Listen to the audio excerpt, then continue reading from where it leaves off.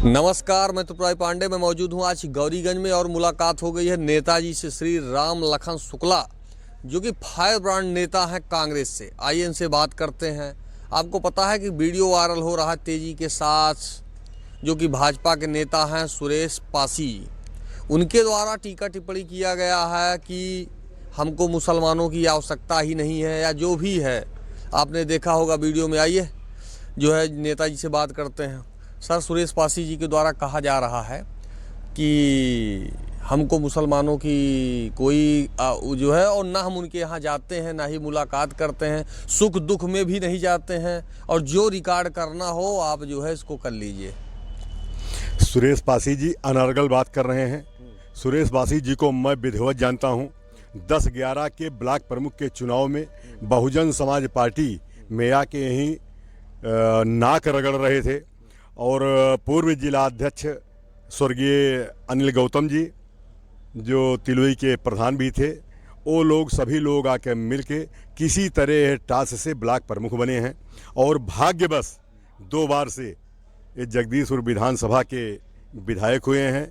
इनके बचकानी हरकतों से पूरा जगदीशपुर विधानसभा एवं अमेठी ज़िले के लोग सभी लोग जान रहे हैं कि अगला जो चुनाव 1 साल बाद आने जा रहा है, ये चुनाव बहुत ही बुरी तरह चुनाव हारने जा रहे हैं। क्योंकि आपने देखा होगा कि पिछली बार जब इनको टिकट नहीं मिल रहा था तो कांग्रेस के और सपा के दोनों पार्टियों के बहुत ही नज़दीक दौड़ धूप लगाए थे, लेकिन इनको टिकट नहीं मिला कुछ कारणवश। उसके बाद भारतीय जनता पार्टी में जाके टिकट लिए। नहीं, इस तरह की भाषा ये जो है क्या है? ये सुरेश पासी की भाषा है या भाजपा पार्टी की भाषा है? क्या है ये? न भाजपा की पार्टी की है, न सुरेश पासी की है।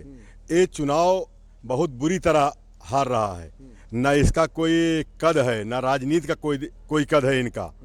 ये जो कहे हैं कि मैं मुसलमान के यहाँ नहीं जाता हूँ, वारिसगंज इन्होंने कहा किसी सुख दुख में भी नहीं जाता। हमारी बात सुनिए, रिकॉर्ड करना हो तो जो रिकॉर्ड करना। हमारी बात सुनिए। पूर्व जिला पंचायत सदस्य हमारे पास साथ थे, महमूद सुल्तान, वारिसगंज के प्रधान भी थे। जगदीशपुर में एक मैरिज लॉन में, वहाँ पे राधे श्याम धुबी पूर्व विधायक थे, श्री राम क्रांतिकारी जी थे, बहुत लोग थे। वहाँ ये गए थे। क्या महमूद सुल्तान मुसलमान हैं या हिंदू हैं? ये सुरेश पासी जी से पूछिए। इसके बाद आपने देखा होगा कि इनकी पत्नी मज़ारों पे गई है। ये स्वयं फीता काटते हुए दिखाई पड़े हैं। ब्लॉक प्रमुख हारून शुक्ल बाजार के साथ इन्होंने कई कार्यक्रमों में ये देखे गए हैं। तो ये आदमी अनर्गल की बात कर रहा है। इनका ना कोई राजनीतिक वजूद है, भाग्य बस ये विधायक हो गए हैं। और इसके बाद क्या कहा जाए? नहीं, कि इस तरह से टीका टिप्पणी जो है ये इस विधानसभा में जो जगदीशपुर के विधायक हुए हैं, तो इसमें तो कोई हिंदू मुस्लिम ये तो कुछ है नहीं, फिर इस तरह से टीका टिप्पणी। कोई हिंदू मुस्लिम नहीं है। ये जाके मुसलमानों के यहाँ खान पान में अगर सबसे ज़्यादा जाके बैठते हैं तो मुसलमान भाइयों के यहाँ बैठते हैं। एक चीज़। दूसरा, वहाँ पे 10 बार 9 बार माननीय राम सेवक जी वहाँ विधायक हुए। 1 बार उनके नाती राधे श्याम जी विधायक हुए। वहाँ बड़ी अच्छी, न हिंदू न मुस्लिम, सबकी समरसता बराबर कायम रहती है। बहुत ही अच्छी विधानसभा है।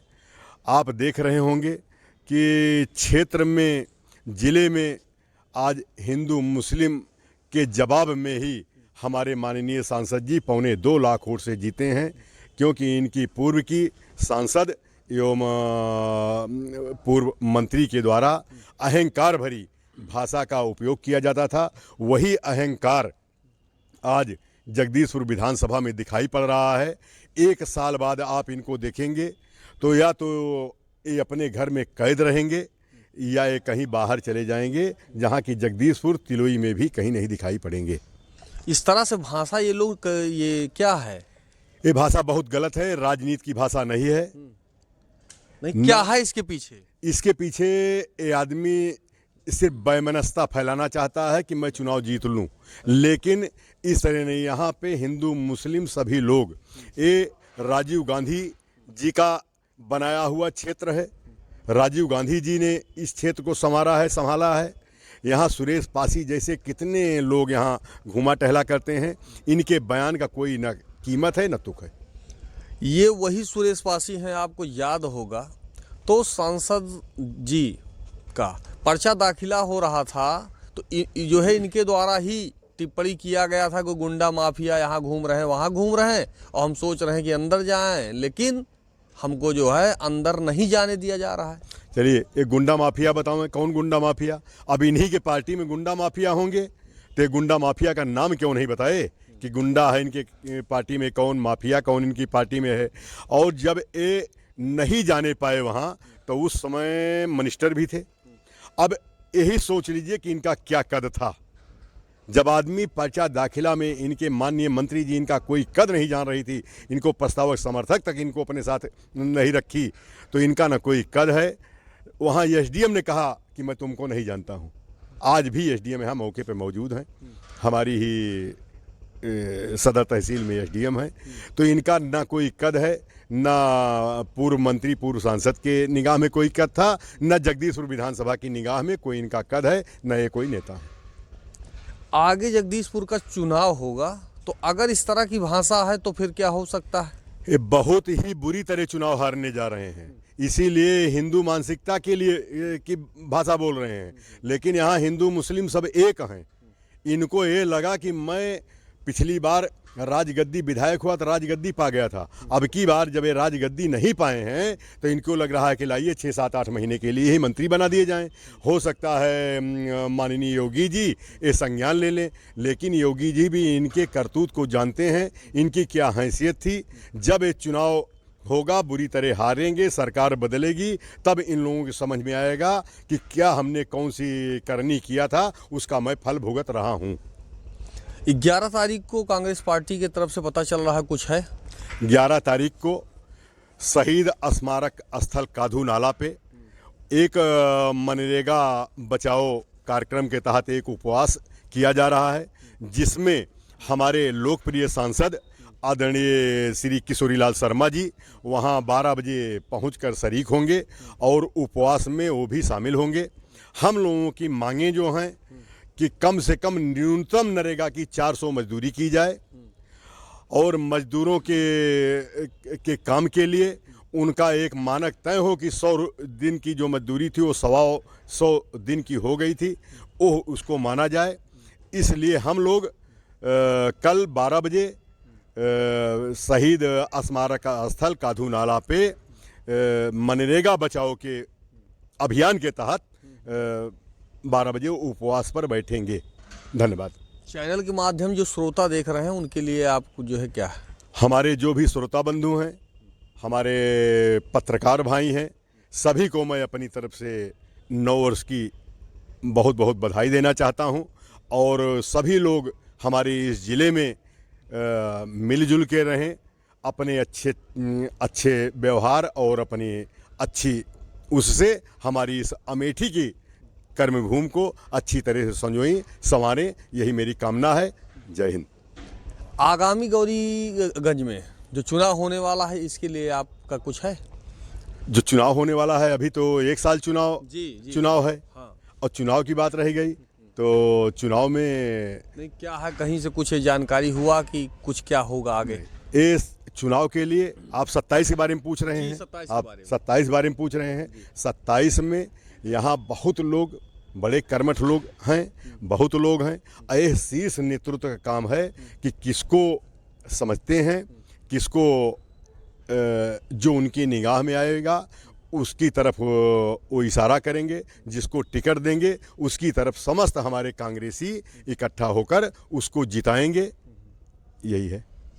बहुत बहुत धन्यवाद। अभी आपने देखा ये राम लखन शुक्ला जी हैं, कांग्रेस के फायर ब्रांड नेता हैं। आगामी चुनाव आपको पता है कि 27 में होने जा रहा है और उसके ये दावेदार हैं। तैयारियां जोरों से चालू हैं, लेकिन अभी नेताजी पत्ता खोलने को तैयार ही नहीं है। अभी बता रहे हैं कि ऊपर से आदेश होगा। बिल्कुल पार्टी है, अब जब देखा जाएगा क्या होता है। लेकिन राम लखन शुक्ला जी की तैयारियां जोरों पे हैं और इस समय मैं गौरीगंज में मौजूद हूँ। भी हमने देखा तो कांग्रेस कार्यालय में बैठे हुए हैं और जहाँ भी जाइए, चाय की दुकान हो या हर जगह हो, चर्चा हो रही है। हमने सोचा क्यों ना मुलाकात कर लिया जाए।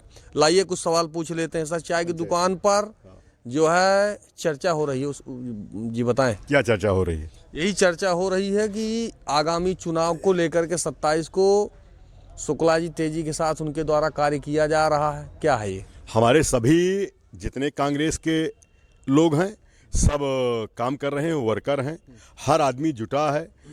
अगर जुटा ना होता तो हम लोग पूर्व सांसद महोदय को 2.25 लाख वोट से माननीय श्री किशोरीलाल शर्मा जी को कैसे जिताए होते।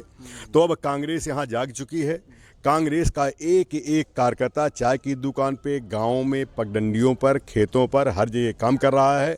और सबसे पहले हम लोगों का कार्यक्रम यह है कि कल हमारे प्रदेश कार्यालय में भी हमारे प्रभारी माननीय अविनाश पांडे जी, अजय राय जी प्रदेश अध्यक्ष, हमारे लोकप्रिय माननीय सांसद श्री किशोरीलाल शर्मा जी एवं हमारे जिला अध्यक्ष श्री प्रदीप सिंघल जी, सभी लोगों का एक पहले फोकस है कि पंचायत चुनाव में हम लोग ज़्यादा से ज़्यादा ग्राम प्रधान, बीडीसी, जिला पंचायत सदस्य जितवा लें। क्योंकि हमारी ये सबसे पहले नींव है, राजनीति की नींव है।